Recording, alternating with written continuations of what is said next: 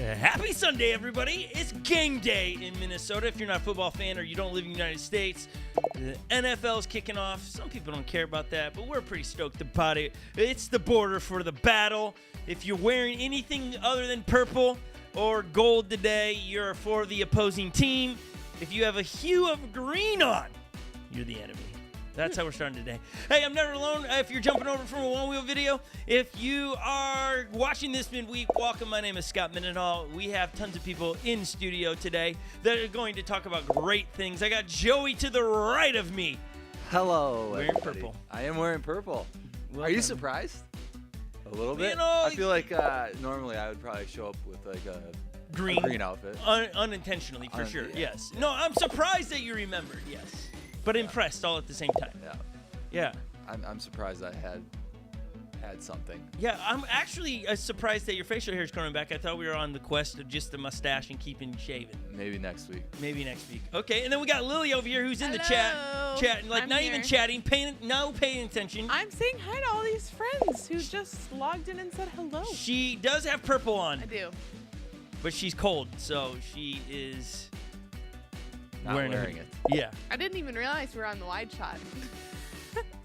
Sorry. What? I could have been. Oh yeah, taking that my- you were also I could you have were been- snobbing them.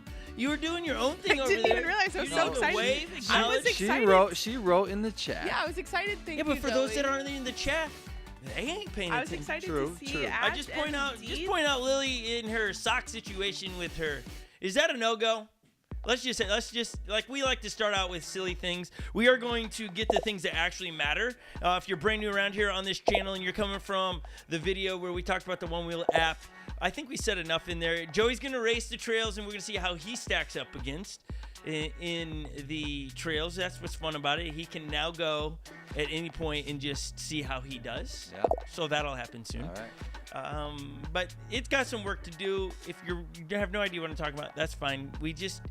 We invite people from our One Wheel channel over to here every Sunday to hang out with us. So if you made the jump, welcome. So stoked to have you. We're going to talk about things that will actually make your life better and make you better at life. We are going to be reading a book from the author James, and it's a phenomenal book. It is actually titled James, and you can find this book in the Bible. If that turned you off immediately, I'm telling you, hang around long enough, you'll see where we're headed. Also, it is 9/11, and so we don't want to move on too far in the day without acknowledging that depending your age and where you lived in the United States, you either are learning about 9/11 today or you remember like it was yesterday what you were doing when we've heard the news of a plane hitting the first tower, and then the devastation that fell through the next hours and days. It was wild.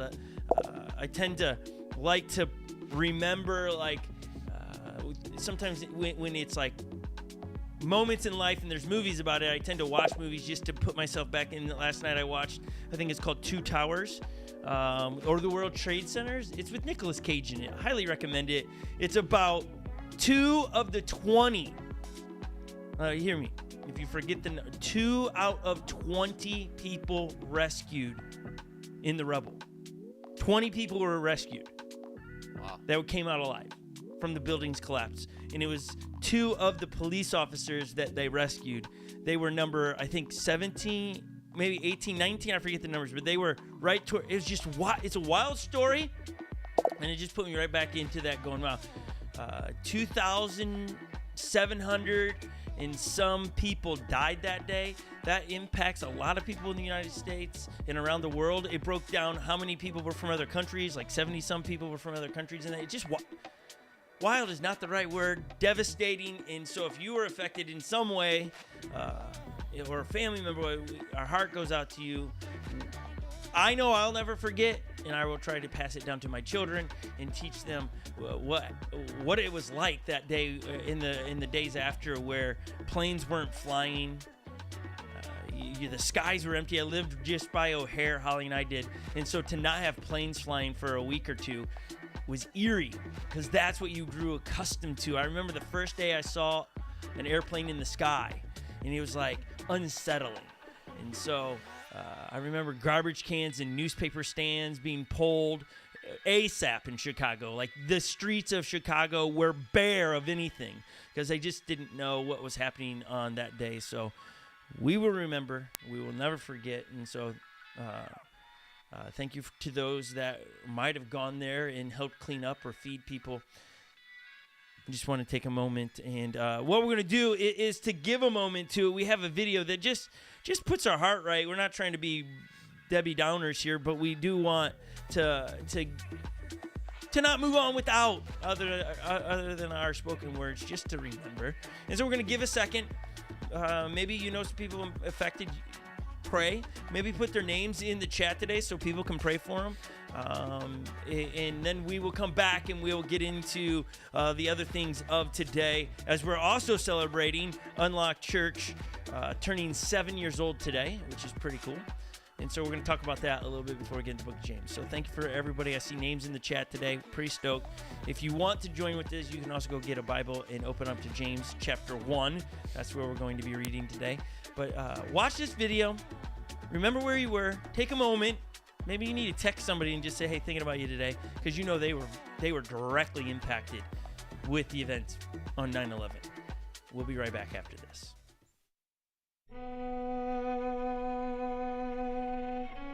The world was different that day. The economy was booming, 401ks were solid, and a fast 8 out of 10 Americans wouldn't be able to define the word jihad. On that day, something happened that changed everything.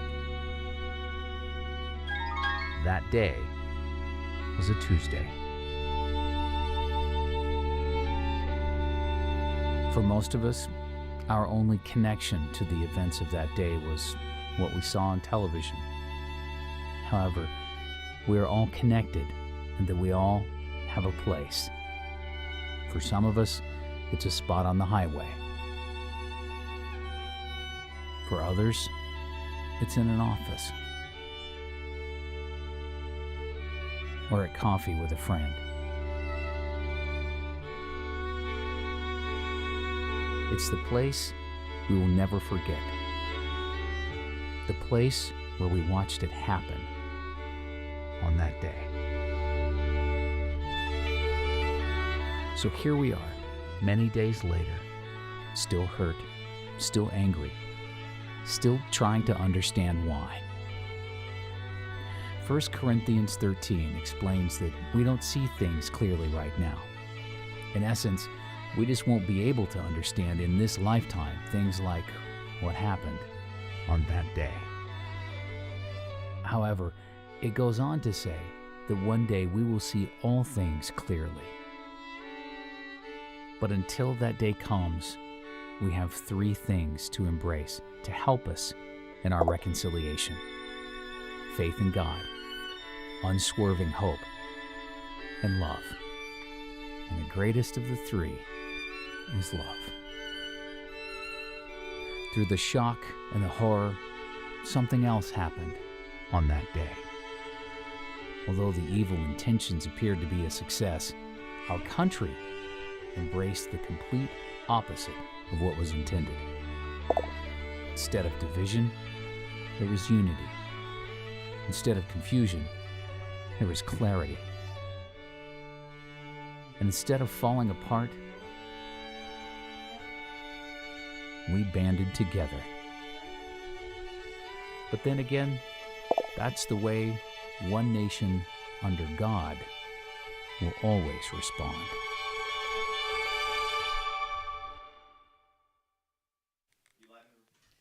That right. I mean, I says it all. We'll never forget, and we'll pass it down again. Let's take a second and just pray for those that are impacted, and then we'll get rolling today. Jesus, we come to you and just ask that you would comfort those that are hurting today, those that remember 9/11 and it impacts them more than just remember where I was. They lost someone or their job was impacted. We just ask that you would comfort them today. Those that are coming in with a hurt because a family member is sick or someone hurt them with words. We ask that you would comfort them. And I ask that you comfort because we know you're the great comforter. And so we ask that you come in and bring peace where peace is very unlikely to exist. But with you, peace can be there.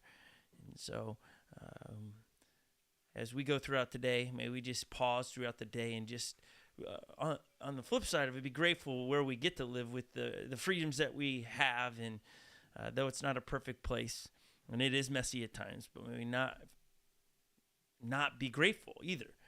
Jesus, we love you in your name. Amen. Amen. Okay, we're going to change it a little bit. Like if you can make a hard right, or if you're left-handed like Lily, make a hard left.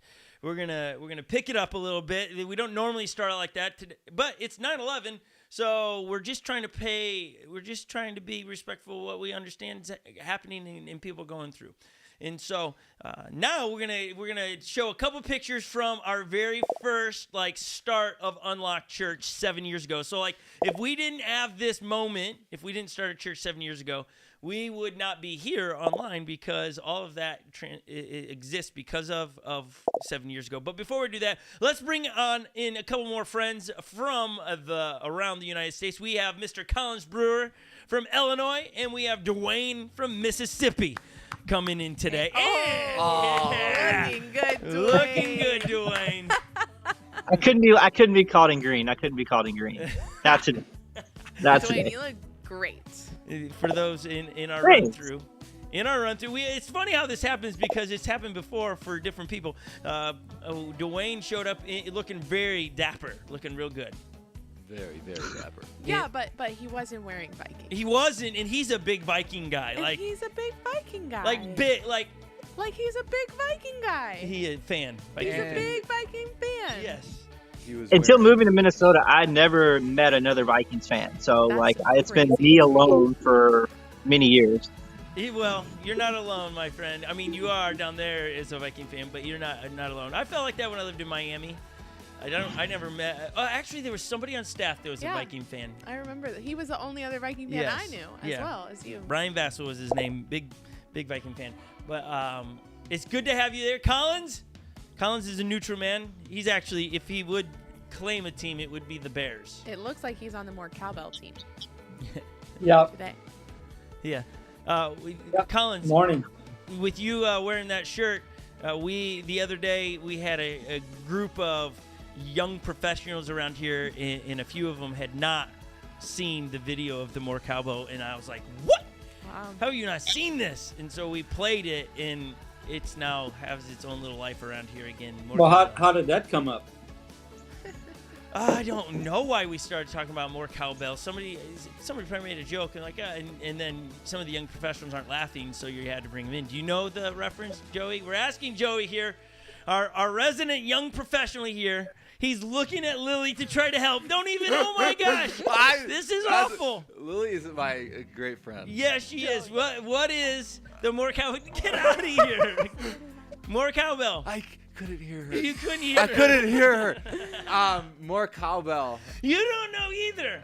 Unbelievable. Can't hear. I don't know. You gotta read my list. I don't know how to. I gotta. learn Okay. how to do that. If you- I was over here like, Cowbell. Yeah, if you live in underneath some rock, I don't know. It is Okay. my excitement. Now it's back to okay. Okay, more It's cowbell. Just he go look doesn't it know. up. Obviously, he It's doesn't. on I don't YouTube. know.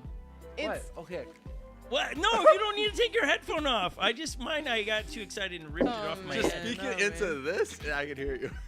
Lily, explain to him what is more from cowbell. Saturday Night Live. Will Ferrell. I don't watch Saturday Night Live. That's why you don't know Yeah, it. this So is I don't vintage know. Saturday Well, it's Night Live old. show. Yeah, it's Will Ferrell, and he's just playing around with the cowbell. Okay, Acting crazy. look, Jeremy says, Where's our cowbell?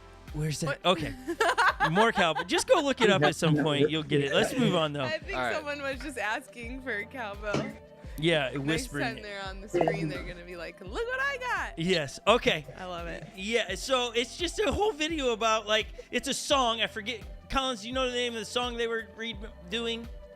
Have no clue. Okay, so it's a real song that has a cowbell, and the whole point of the skit on Saturday Night Live was, when is a cowbell ever featured in a song? And so in the song, there's a ton of cowbell going on, and it's just making fun of, the guy playing cowbells wanting to go off because no one ever features a cowbell.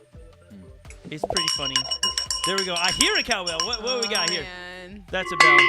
Oh my goodness, he's got the more cowbells today. Those are, We're yes. Cowbell City here. All right, Yes, we so are. every time you've got something insightful to say today, You gotta Collins, ring the I bell. hope you ring that bell.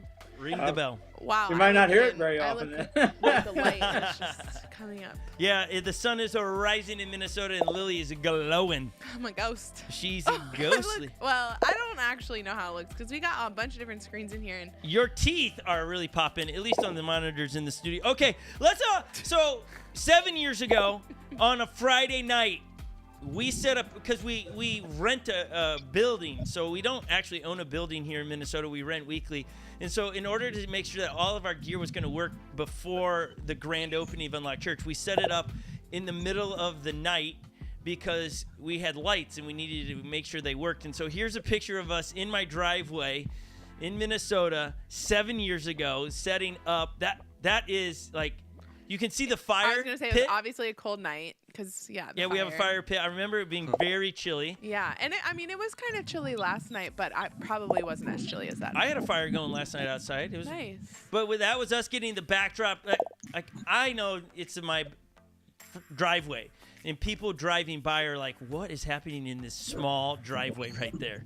And so then we did our grand opening, which I think we should. I said we wouldn't, but I think we have a picture of what it looked like in let me see. Somebody's got a timer going off. It's like the 8th picture, grand opening band picture. I think we have. Oh yeah, so fun.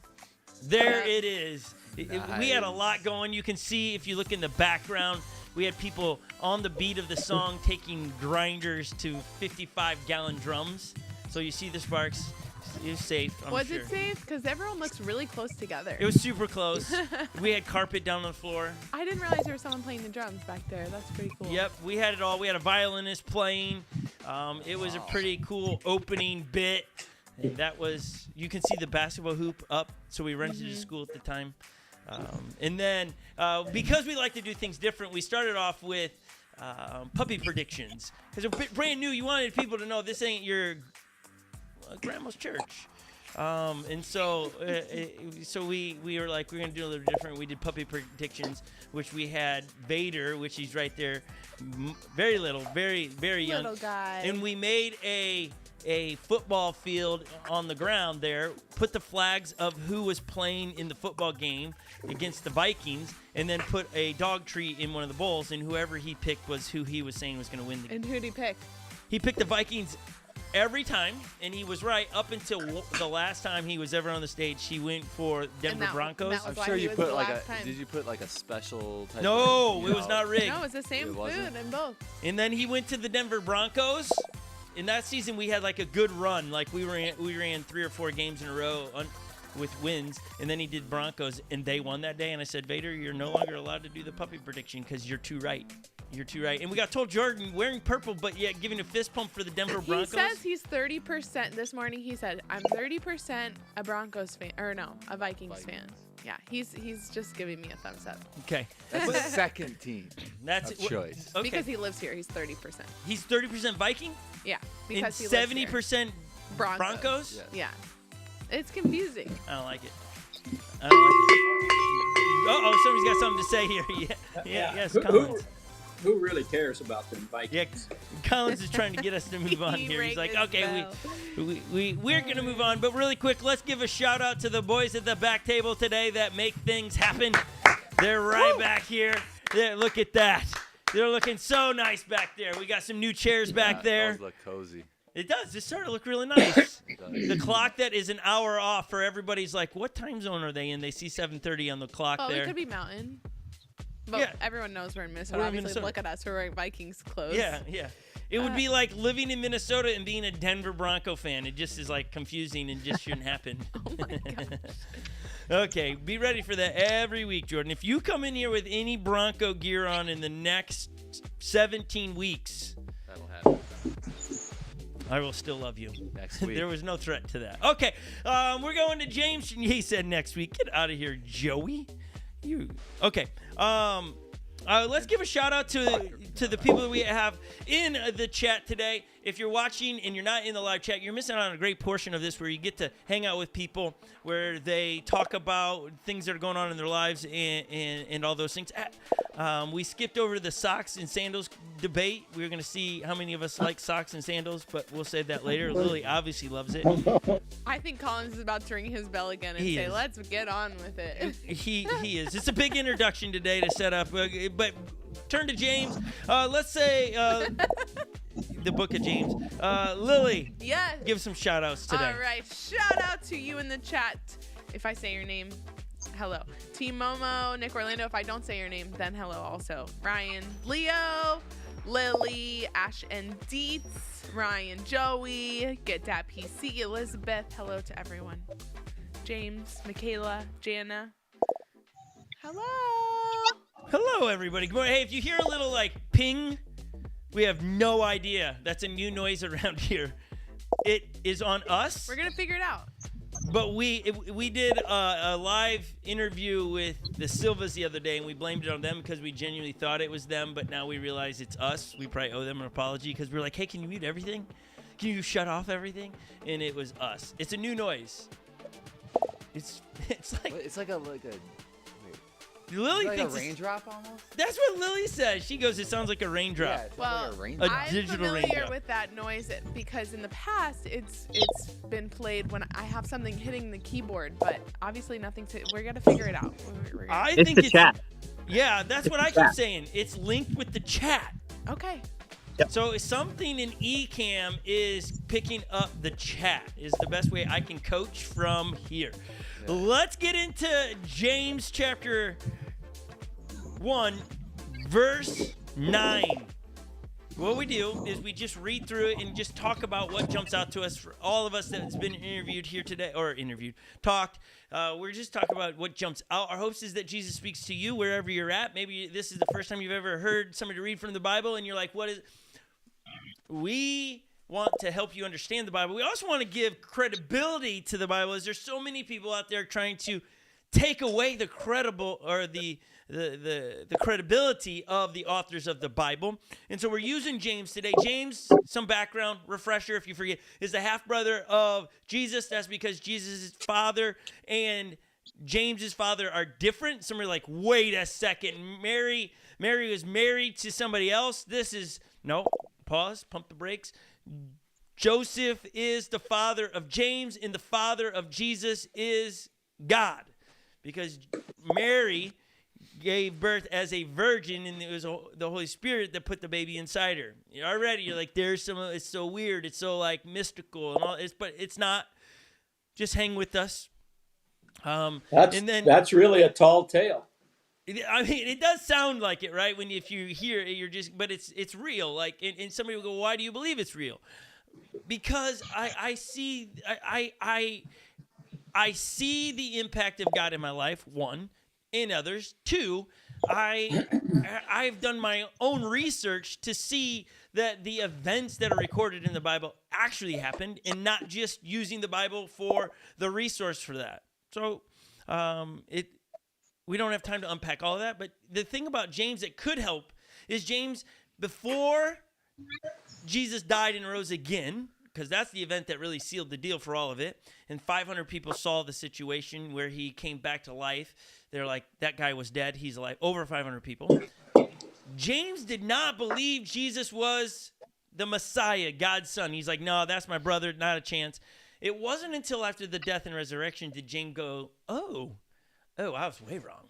Okay, now I believe. And he believes so much so that he dies standing up for his brother, Jesus. Like, that's the things that you start going, okay, why would, after his brother die, would someone pick up the cause if you didn't believe it beforehand and all of a sudden they're dead? Like, okay, I'll make sure it goes right? That just doesn't make sense. It's because of the events that transpired that really happened that changed it for James. And so hopefully that gives you more information for you to go, this is the real deal. Okay, anybody want to add anything else about the author James? No, we're all good. So That was good. Okay, we're just going to read and things jump out. I mean, this first sentence right here is going to set off a good conversation. So hopefully you have your Bibles with you. You can read it, have a pen and a highlighter so you can mark up your Bible so you can go, yes, I want to remember that. Here we go. Believers who are poor have something to boast about, for God has honored them. And those who are rich should boast that God has humbled them. That's a lot of contrast right there in the statements there. So I just want to unpack that. Believers who are poor have something to boast about. That is definitely the very opposite thing of Western culture. No one boasts about their poorness. What in the world is James trying to convey here? What is he trying to speak into? Is he trying to say, as a follower of Jesus, you're supposed to be poor? Is he talking about poor in money or some other kind of poor?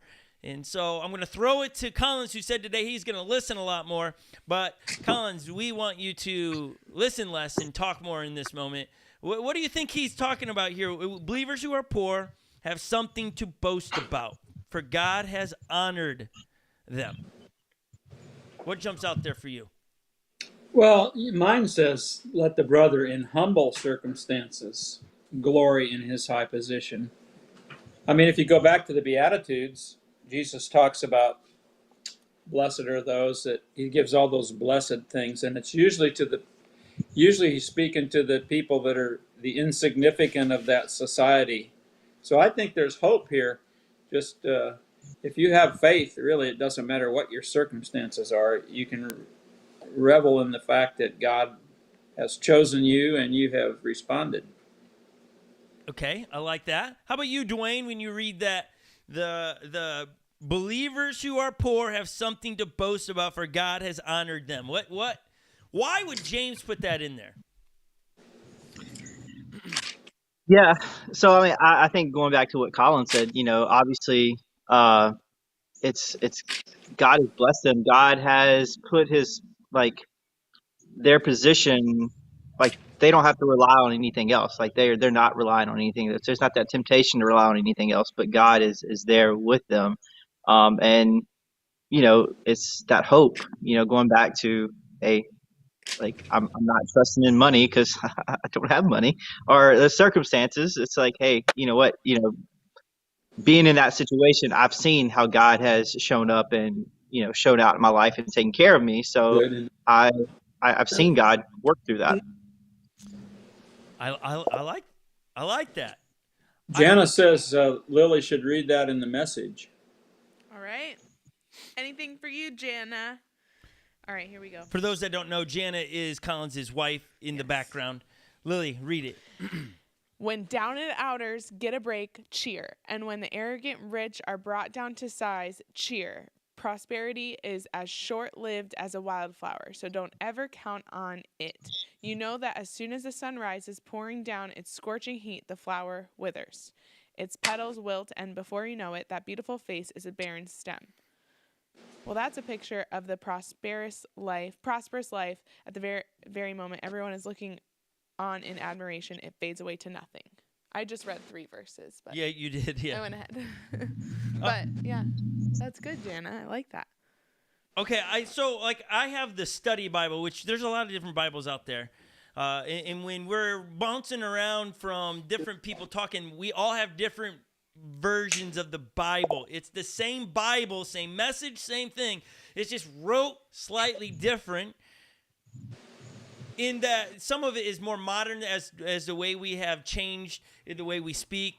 Go read a C.S. Lewis book and you'll catch on really fast that from 1940s to 2022, some words mean different things today. And so that's why you have some of these different translations, is that like King James, a lot of people like King James, especially if you have a Catholic background, you'd be very familiar with that. But the these and thous, we don't speak like that. This isn't Romeo and Juliet time.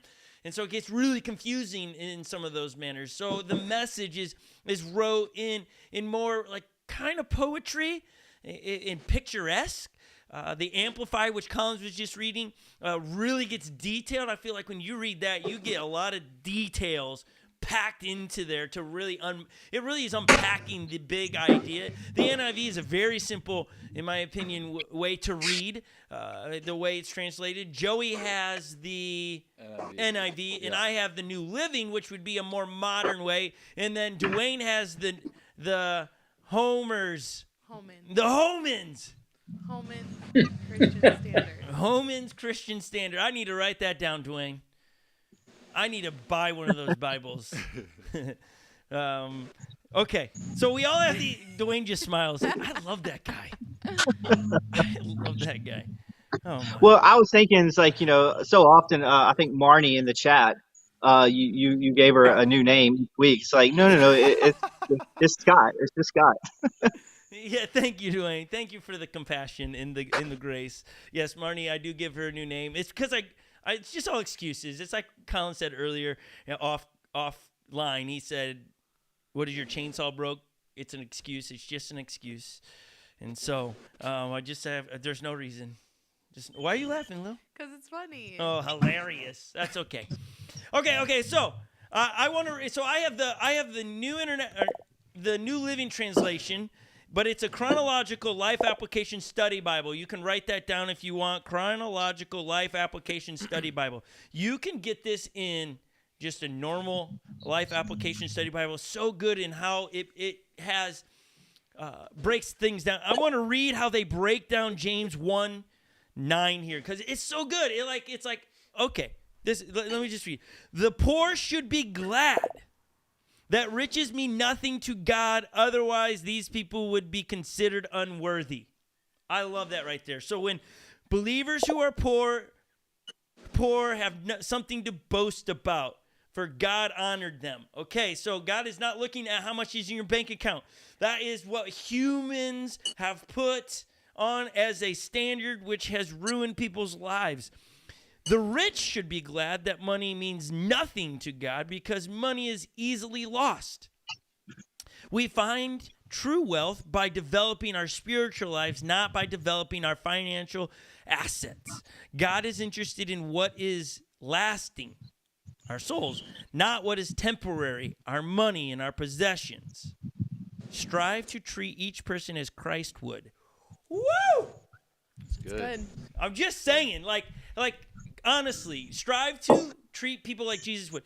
It is a very easy trap to get into to treat people differently because of what you see vehicle they get out of, right, or how they dress, right, or the gold chain, or the bling they have on. It's like, ooh, I got to get to know them because they might have money, and their money might help my life. Right. I think it shows that in the big the church, there shouldn't be any. In my study Bible, it's like class distinctions. It's like everybody that is in the church, everyone who believes is important, and it doesn't matter if you have all the money in the nice car or you are poor as dirt. It doesn't matter. You're important in God's kingdom. Right.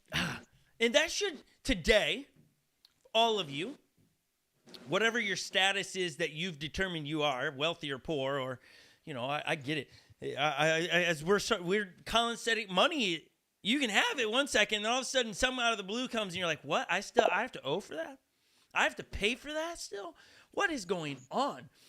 Or the world, gas prices keep climbing, food climbs, and all of a sudden you're like, holy crap, I don't have enough money in all these things. We can determine our wealth as a human out of our bank account, which is dangerous because that is just up and down based on some things you can't actually control.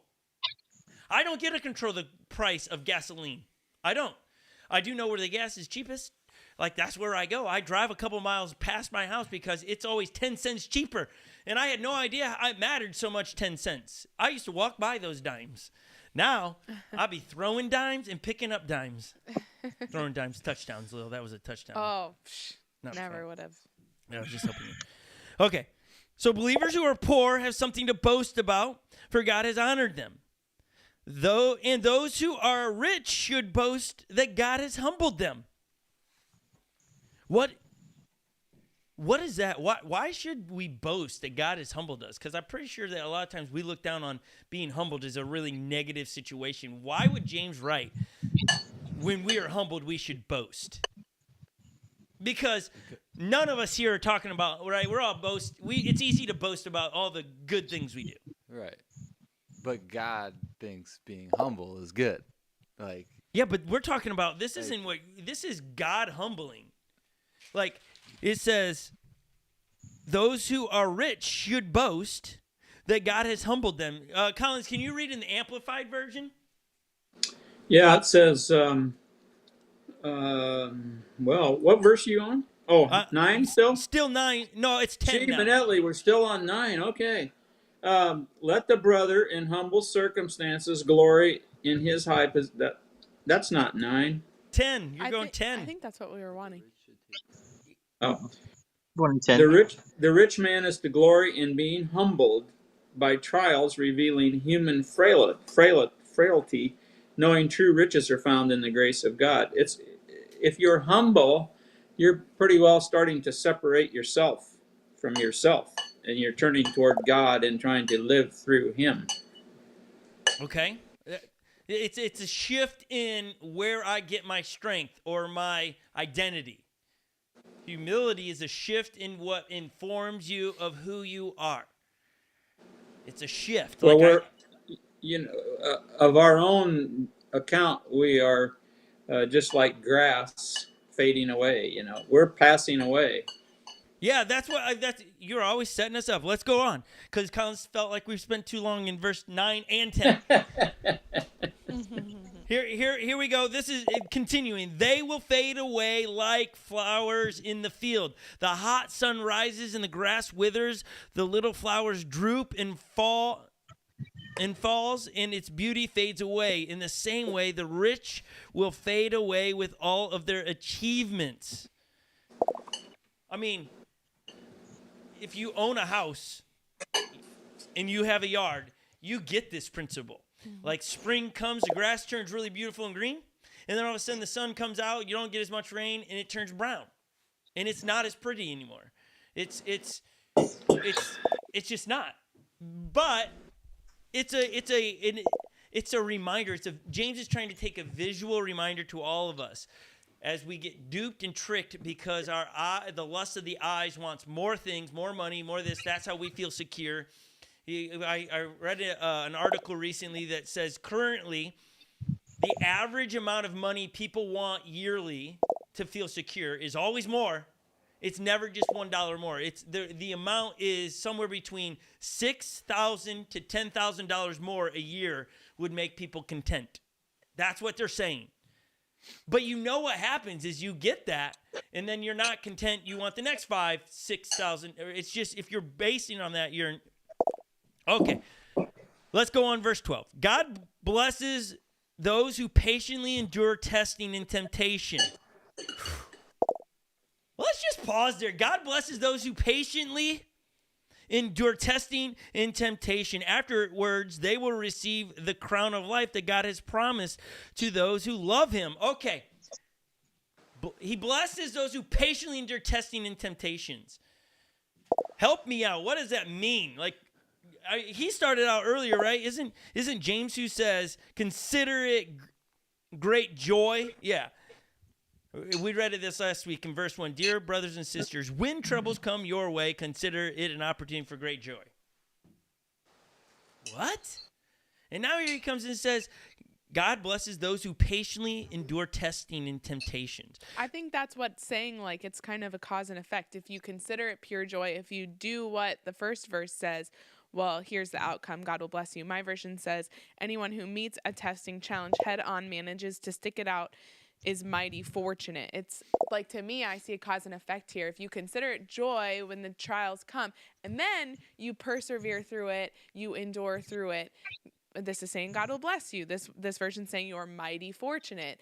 I think that when you last through it without a bad attitude and you consider it joy, you will have quite the different perspective in comparison to if you had a poor attitude and complained. And I just, obviously God wants to be in the mix of all of that. Okay. I think Lily is onto something. I find it very interesting that he talks patiently enduring testing and temptation. So let's break down those two. There's a difference, but all of a sudden lumped together in a category. Tempting and testing. So what? Let me ask this big question. And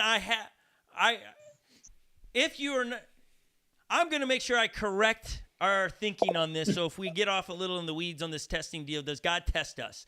That's the question. Because I think that's a big thing out there. God is testing me right now. I've heard that so many times. God is testing me. Do we think God tests us? Like we're just going to leave it there. Dwayne, we're going to throw it to you all the way down in the hot Mississippi. The only Viking fan in the big state of Mississippi. Do you think God tests us? And if so, how? I do not think God tests us. I think if we go back and look at Job, and I know we referenced Job last week, God allows things to happen. And it's not necessarily him doing it, but everything is under his control. He allows it to happen. Again, going back to like his plan and his purposes are so much bigger than ours that he can teach us through those testings and through that. But we definitely have the devil, we have the enemy that's testing us. And honestly, a lot of times we get in our own way and we put ourselves in situations where, okay, that was just myself. So I don't think God tests us. I think our nature and then the enemy tests us. Okay. We have Collins ringing his bell. Ding, ding, Well, ding, ding. is there a difference between testing and tempting? Because in Genesis 22, verse 1, it says, "Now after these things, God tested the faith and commitment of Abraham and said to him, 'Abraham,' and he answered, 'Here am I.'" So he had a test of some kind. And he also had him take his son Isaac up on the mountain and to sacrifice him to prove that he had faith in God, and God stopped him there. So I guess my question would be, is there a difference between testing and temptation? Yes. Yes, I think so. That's a good point. Yeah. So God would not tempt us, but he might test us. But I think that, again, when I read, I think there's not even category. When we say God he's not going to he's going to test us, not for him to see our loyalty to him, because that would be some form of manipulation kind of deal. It's always to teach us something, right? Like you realize that's not what it says in Genesis 22, verse 1. Read it again. Says that after these things, which you have to go back to 21 to read that. After these things, God tested Abraham. And what was the test? Well, I think you got to go back and read the testing in 21. Because what are the results? I don't think it's for God to see something, because that's not a healthy relationship. God is always trying to teach us something about ourselves and reveal something to us, either our dependence on him or the lack of. I'm just reading you the scripture. I know that. We're trying to break it down. I found something that says in both the Old and New Testaments, the word translated test means to prove by trial. That's what I'm saying right there. Almost as if God allows for opportunities. I think the example of Abraham and Isaac, and if you don't know the story, I think Collins is brilliant to bring it up. If you don't know the story here, God asks Abraham to bring his son Isaac up a mountain, Mount Moriah, I think, if I'm not mistaken, and asks him to sacrifice his son, basically use him as a sacrifice instead of an animal, which is what they did before. So essentially, Abraham's going to lose his son, which is crazy. But it was an opportunity for him to trust God and for him to that was show the his test. faith. It was the test. To take his son up for a burnt offering. Exactly. And he was proved by trial, if we're going to use that to explain the word test, that his faith was good, because he went and did it. And then the son didn't die in the end. You should go and read it. I'll put in the chat where you can find it in Genesis. God provided the sacrifice. He provided an animal so that his son didn't have to be killed. Why are they going to read it now? You gave it all away.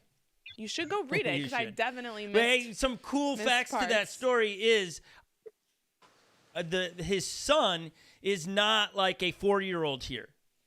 We're talking about like a 12, teenager. isn't he? Yeah, He's like 12 or something. 12, 13, like old enough to know what's going on. Like it's He not, even asked, Isaac even asked Jacob, what are we going to sacrifice? We didn't bring anything. Yeah, so Collins, can you say it's Genesis 22:1 you said? That's, Where- yeah, 22:1. That's the story. 22 is the story of him Of doing Isaac and this. Abraham. Okay. I since I think it sets up so well, I think we should go and read it. Let's read the in Genesis chapter 22. Like, we're not going to even save it for you guys to go read. We'll read it and we'll kind of break down. So everybody can flip there, because I want to know how everybody's version sets this up, okay? So I have the New Living. Sometime later, God tests Abraham's faith. Okay, that's how mine starts in the New Living. God tests Abraham's faith. What is it? Is we're thumbing through. For those that have the Bible, the old school book Bible, not digital, it's all the way back to the very beginning of your Bible. Genesis chapter 22, verse 1. This is where Collins is referring to. So keep your finger in James. We're coming back to it. What does it say in yours, Lil, in the Message? In the first verse? First verse. After all this, God tested Abraham. God said, Abraham. Yes, answered Abraham. I'm listening. Okay. We know what Collins has said because he's read it for us. How about you, Dwayne? What does yours say? It says, after these things, God tested Abraham and said to him, Abraham. And he says, here I am. Okay. Joey? Mine says, sometime later, God tested Abraham. He said to him, Abraham, here I am, he replied. Okay. I think there's something to say about when versions get translated into different when you read that many versions and the one word stays the same. We've seen that happen a lot since we've started all having different versions. So I think That the word is the same it's here. It's preserved. the same, It's right? preserved in a unique way, important way. Okay, so test Abraham's faith. But I'm trying to say, is it more for God to see Abraham's faith, or is it more for Abraham to see his faith? I think Abraham, God knows what's in our heart. And that's scriptural, so we could find that. He knows the conditions of our heart. I think it goes past Abraham, because here we are talking about it today, right? And inspired by his faith, but obviously it wasn't an opportunity for Abraham. I think just the opposite. I think if you go to verse 12. Well, don't get ahead of us yet. You can't get ahead of us yet. Okay. Oh, my goodness. We're just moving too slow today for this guy. You're so fast. Okay. We're trying to leave it out there for everybody else to process with us. So hopefully today you guys are like, okay, I want the answer. They're probably like, oh, Yeah. Joey I'll wants put the my answer. I'll put my 2 ears into action here. I was just going to say, I love that he started with that, and here we are. Okay. Sometimes you gotta speak up. Abraham's faith. Like, I read that at this point, and I'm just sitting here pondering. That's a Collins word, pondering. A lot of times for me to go through a test, and again, that's such, people are like, oh, that's so negative. Why would God do it? But it reveals so much about me, the good and the bad. I got to treat people better. I got to have more faith in God that he's going to do what he's going to, like, there's going to be a way out of this thing that I'm not stuck in the minutia of just, I think with a lot of tests, again, when we come back to James, for you know that when your faith is tested, your endurance has a chance to grow. So let it grow. For when your endurance is fully developed, you will be perfect and complete, needing nothing. So why would we go through tests? James answers it right here. James completes the circle that we're trying to wrestle out here, is when your faith is tested, your endurance has a chance to grow. That means you can endure more, you can go further, longer, faster, all of those things. It's just truth. So let it grow. For when your endurance is fully developed, you will be perfect and complete, needing nothing. What verse is that? That's in James chapter 1. What 3. verse? Huh? Oh, 3. Verse 3. Okay, we're going to continue. We'll continue. See, this is why it's important to, like, look, we are in James, way, way into the New Testament. Now we're going way back to the beginning. You can't, it's so fun to, like, as I'm holding it, I'm in the Old Testament on the left, and I'm in the New Testament on the right. You need both. It's not one or the other. Fun place to read all about Jesus, and I love that. But when you can connect it backwards, you see how it's all connected. Okay, so here we go. Yes, he replied, I'm here. Take your son. This is God talking, your only son. It's important to know it's his only son. Yes, Isaac, whom you love so much, and go to the land and go and sacrifice him as a burnt offering on one of the mountains which I will show you. What? Like, you got to know that his only son was God promising that he would have a child. And now God's saying, hey, the one child you had when you were old, I want you to go sacrifice him. Yeah, and that's when he was like 100 years old that Isaac was born. Yeah. And, So and you go, Sarah was, old. barren, and God worked that miracle. So this is the child of promise. This is the child through whose bloodline, through Jesus, the Messiah, will come. Yes. That's important details. Like, and somebody's going to go, well, how do you know that? I'm not calling Collins old, but he's been around a little bit, and he's studied the Bible. I remember in high school coming over to his house after youth group, and he was, at that time in his life, he was studying the book of Revelation, and he would come and talk about what he's learning and all those. So he's been that's how he knows. He's just been a studier. As long as I've known him, he's been a studier. And so these things are not hidden for us. It's just for us to study like we're doing today. Okay, the next morning, Abraham got up early. He saddled his donkey and took two of his servants with him along with his son Isaac.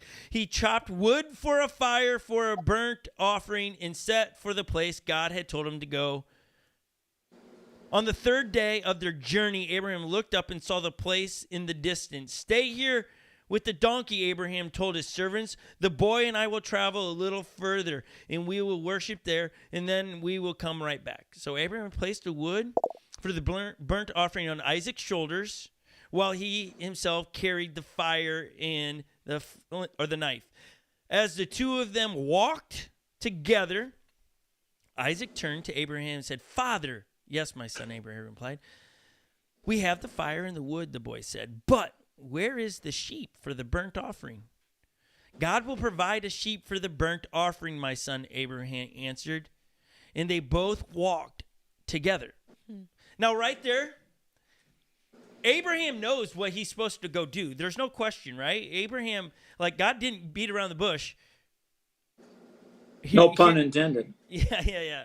No, take your son in sacrifice. But here his son, a teenager, asking, okay, I'm carrying the firewood. You have the fire. I don't see the sheep. I've been around long enough to know that when we go do these burnt offerings, we take a sheep. And we got nothing right now. And Abraham's not going, hey, you're the one. God will provide. You start to see his faith activated. His God's up to something situation, but I don't know what he's up to, but God's up to something. I think that's pretty cool. And I think as we read this, all of us should be asking about our faith.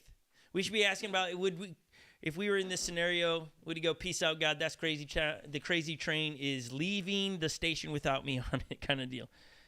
I think something that is coming to mind too, as I've heard this story before, but something I'm thinking of is the relationship of Abraham as father to Isaac as son. And I think of times where my dad said something when I was young that I just believed and I trusted wholeheartedly, that it's like, okay, like this is the man who raised me. And I just wonder, I'm putting myself in Isaac's position. I just wonder if he said, okay, like I know my dad, I know he's going to come through, and how that pictures God to us. When he promises something, we should have a heart of Isaac. And I don't know if he believed him in the moment, because it doesn't expand on that, but I'd like to think that through that parent-child relationship, there's that trust, and there's that, I know God's going to provide. I know God is good on his word. And then as we continue to read, you'll see that he is. Yeah, can Okay. you imagine what Isaac was thinking? We always focus on Abraham, but man, here's Yeah. Isaac and his dad's taking him up there. He raises up a knife. Wait a Right. minute, what's going Crapping on my here? pants. Yeah, yeah, yeah. Yeah, for sure. Okay, so So when going back to the trials though, like do we think that Abraham would have had that faith if he wouldn't have seen God provide something in the old age and kind of the miraculous of, hey, you know what, God has shown me this miraculous thing. He's provided in the past when we didn't think we were going to have a son. Um, but yet here we are. So God's saying Yeah. this, so that's something else is crazy. And it's like, okay, he's going to provide again. yeah, okay. This is getting good. This is getting good. Okay, again, you got to ask yourself, why is God testing Abraham with his one son that he promised him? So this now God, it's like, wait, God, I'm confused. Abraham, I'm confused. You promised me this son, and he was going to be like the connection to all the world situation, and now you're telling, it's like, we don't read where Abraham goes, hold on, let's fact check this, God. What are you? He just starts doing it. Yeah, but Abraham is believing God. For back in Genesis 17, God makes a covenant with Abraham, and he tells him, you know, you follow me, and as a result, you will be the father of many nations. Well, you know, he's saying, okay, God made that promise, so whatever he tells me to do, I'm going to do. I'll be faithful in it. And I don't know that he was actually thinking about it, you know, Yeah. doubting. He's not doubting. And if you think about it, Abraham up to now, if you know his story, his life is a sum of promise and wait and experience. Isaac is the product of that, because God promised Sarah and Abraham this son when they were 90 and or so old, like Collins had already mentioned. So it's like, as our lives continue to go on and we trust God when he says this is going to happen, or this might not be the way you think it is, and we wait for him to show up, we have some of those stories to continue on for the future. I've seen God do it before. He'll do it again.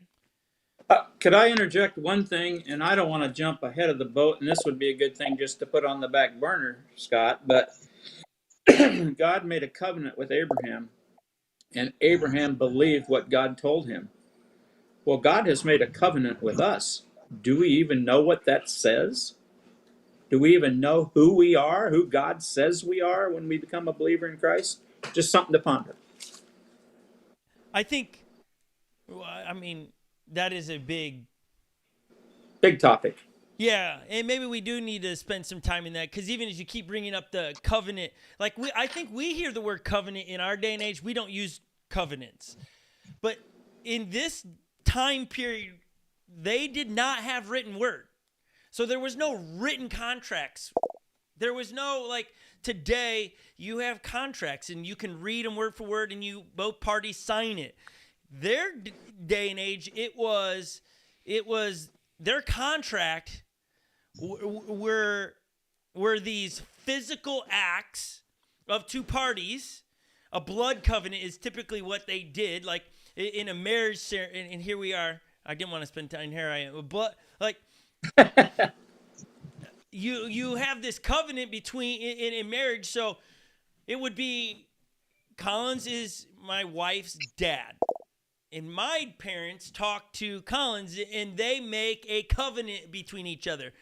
I will give you this for your child, and they just make a agreement. But what they do to seal it, because there's no written word, is they take an animal, a blood covenant, and they cut it in half. They put the blood in between them. They put the animal left and right, and they walk through it to the other side, saying, if I break the covenant, blood can be shed. It's a big deal. It's like, you didn't break these covenants, because what you just said was, if I break my covenant, my deal with you, if I break it, life can be shed. Blood can be taken. And it's like, whoa, that's a pretty big deal. We just don't, our contracts, we look for wiggle rooms in contracts these days. The contract of marriage, we look for a wiggle room. Well, I can do it. But it's like, if we took it and we really did study covenants, you would realize, like, in this culture, and what is always referred to, when you broke a covenant, a blood covenant, it was at the expense of a life. That changes a lot of things, I think. And so, yes, there's this covenant. The wild thing with the covenant with Abraham was it takes two parties to walk through it. But when you read the story, and somebody can look this up because people are going to want to go read this. It's a wild story. God puts Abraham into a trance, like not asleep, so it's not a dream, but he can't move. And instead of Abraham walking through to the other side of it, God walks through saying, if you break this covenant, your life isn't big enough I will cover it. Meaning it was a point to Jesus. It was a point to, I know this is going to be broken. And when my solution is already at play here, and it's going to be my son will pay the price for it. So that's the fast version. I know I've probably made a lot of questions come for people.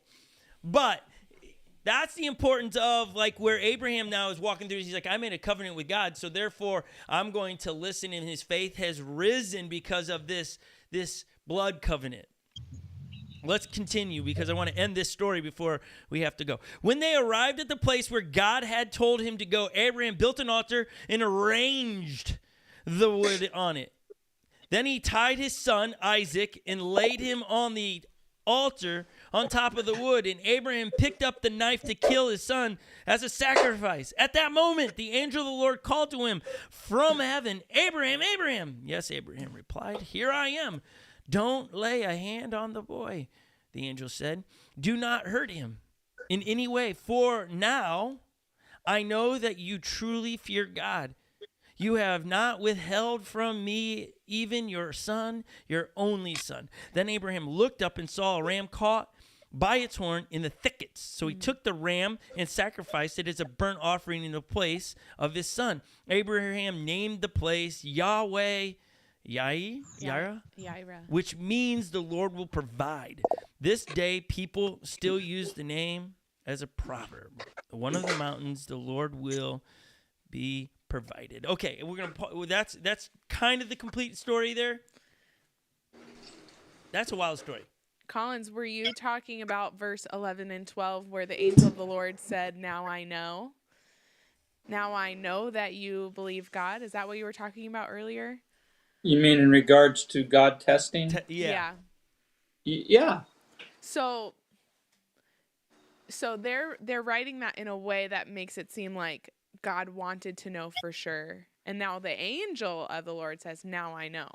Is that God? Well, obviously, that, or is it an angel? Obviously, God knows everything, but I think that it's just kind of going through the motions. It's probably as much for Abraham it is as it is for the Lord, that he's proven himself faithful to what the covenant. He's proven himself faithful to the covenant. I think, I also still think, because how many of us get, especially in the, like, so God promises Isaac to Abraham and Sarah. I think God's trying to also erode, as we're changing a battery out there so you can see some hands at times, that's okay. We can get stuck to the promise and not the provider of the promise. And so here is, I think,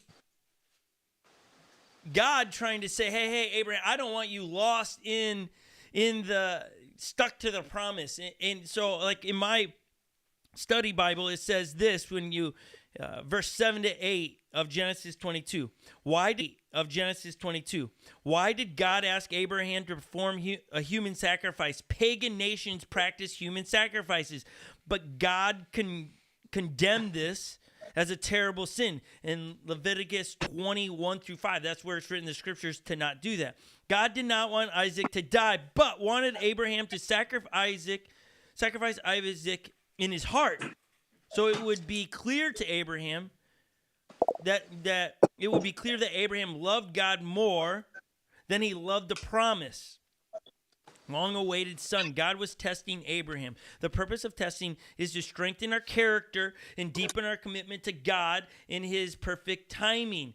through this difficult experience, Abraham's strengthened his commitment to obey God. And he also learned about God's ability to provide. Woo. Yeah, We probably ought to know that. What'd you say? We probably ought to know that as a truth. Yeah. And maybe as I read it there, I change a little bit on maybe God doesn't tempt, but God tests. I got to ponder that a little bit more on God doesn't test. Tempt. I got to ponder that a little bit because maybe it's my idea of I was gonna say of testing. of loyalty, like that's a get. If Read Holly verse was always 13. testing me, if Holly's always testing me, do I love her? That's just gonna get really tiring. Right. I think our Yeah. idea of what testing is skewed. I think it comes with human manipulation. I think it comes with desiring a specific outcome. I think that if we lean into it more, I think we'll see a different heart from God than what we see with humans testing each other. Read verse 13 before you quit. Verse 13 of what? Genesis? James 1:13. Ooh, James 1:13. Back to James to wrap it up. Yep, I'm there. Yeah. God blesses those who patiently endure testing and temptation. Afterwards, they will receive the crown of life that God has promised to those who love him. And remember, when you are being tempted, do not say, God is tempting me. For God is never tempted to do wrong, and he never tempts anyone else. Temptation comes from our own desires, which entice us and drag us away. These desires give birth to sinful actions, and when sin is allowed to grow, it gives birth to death. There you have it. There's a the difference between testing and tempting. 1 Corinthians 10:13 says, "No temptation, regardless of its source, has overtaken or enticed you that is not common to human experience." Yeah, it's not brand new. It's the flesh. That's where we fall into temptation. Desire, pride of life, lust of the flesh, lust of the eyes. That's what drags us into temptation. Yeah.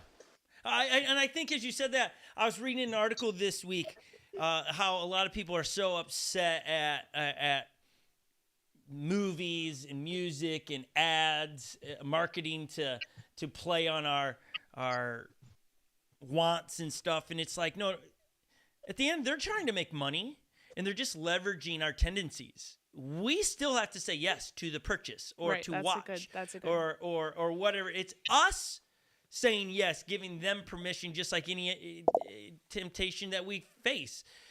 Don't get angry at, like, it's just like, it's in all of us, and they're leveraging it. They've got it onto something, especially with media, that, hey, I'm just going to tap into people's wants.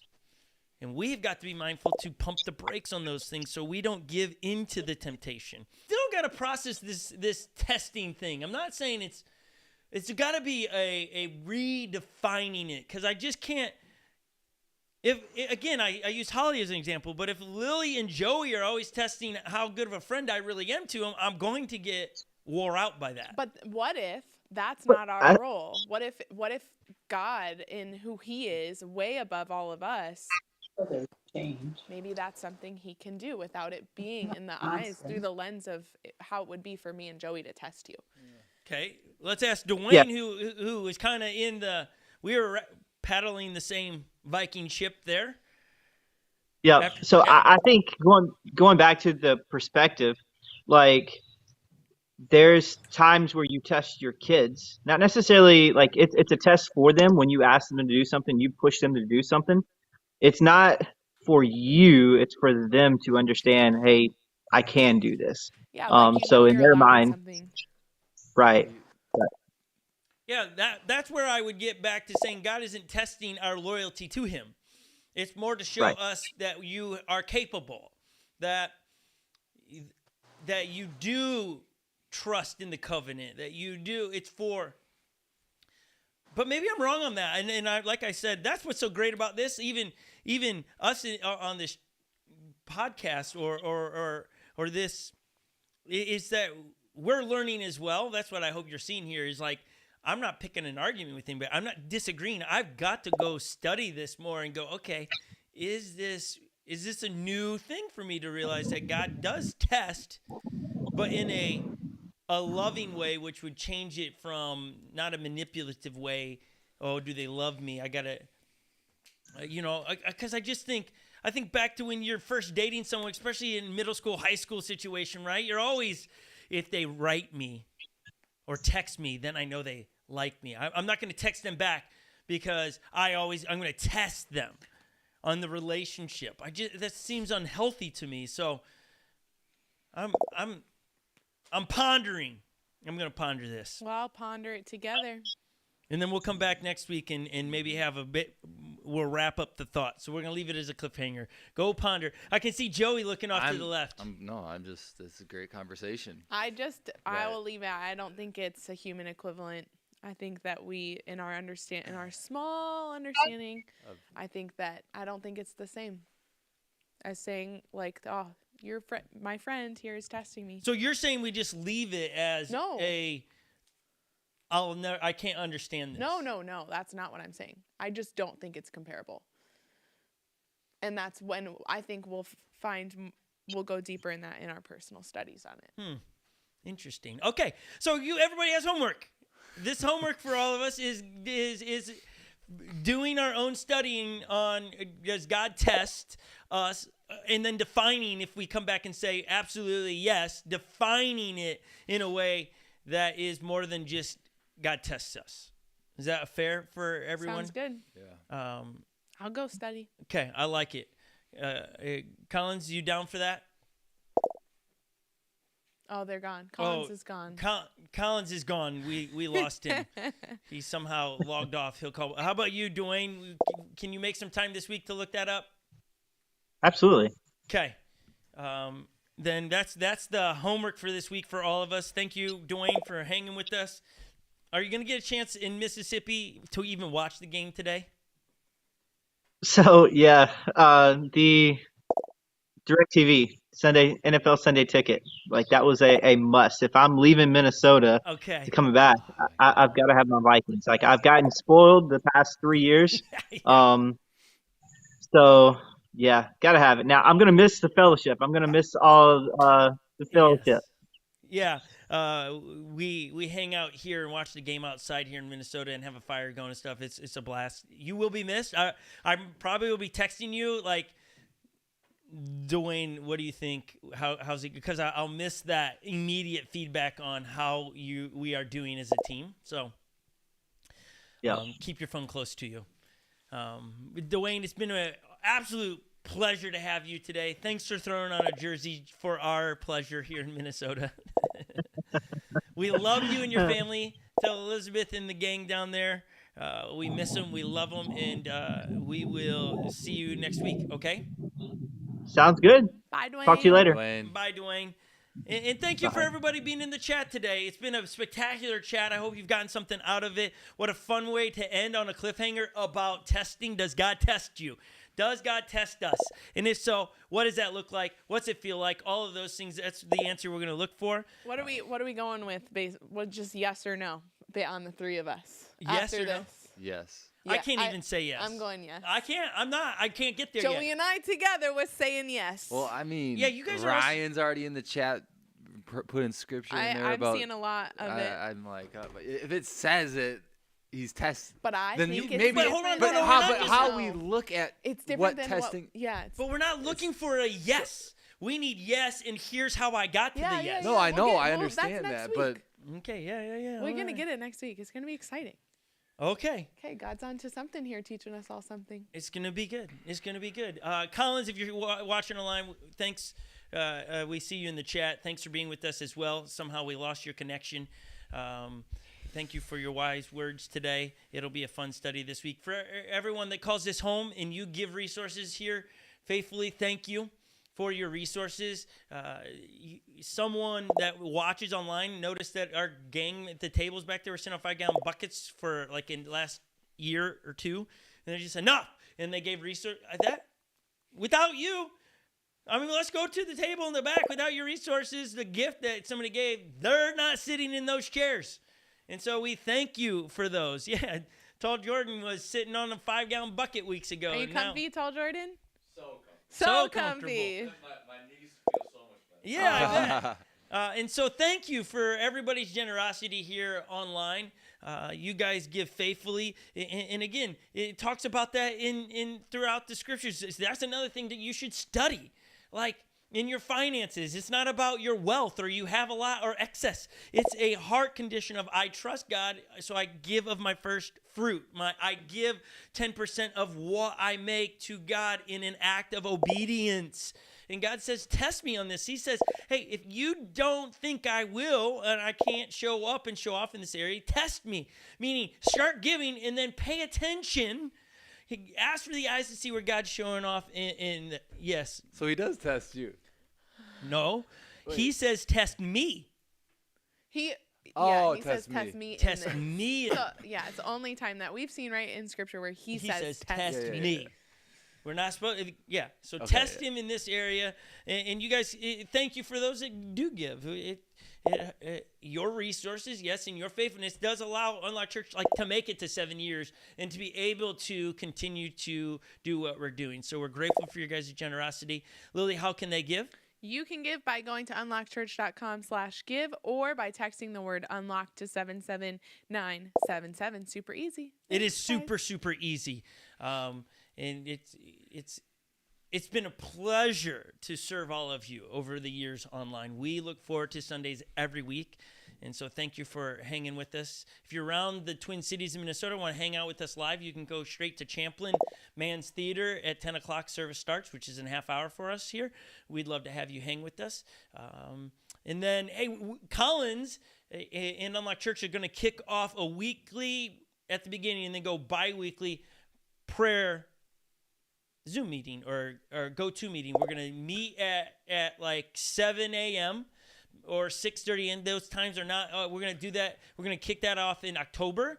We're going to give you plenty of time to get it on your calendar so you guys can meet with us and pray for things in your life. Collins is really going to teach us how to pray the way God's teaching us to pray, and we'll pray for you, pray for things in Unlocked Church, pray for the governments, pray for the world, all these, but we're going to teach us how to pray, and it'll be really exciting, and so we look forward to that. That's something for our online people. You can hang out with us another chance throughout the week to pray together, because we know you guys are fighting the good fight, and you're going through things that you need prayer for. What a great opportunity to come together as friends and join in prayer for each other.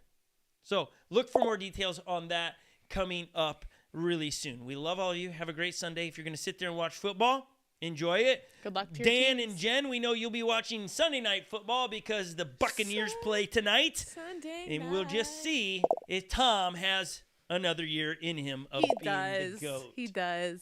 Oh, we'll just Tom, see. he's lifeless. He's lifeless, she says. Like Translating a cat. Someone in the chat saying you need proper dreads. You would look good in them.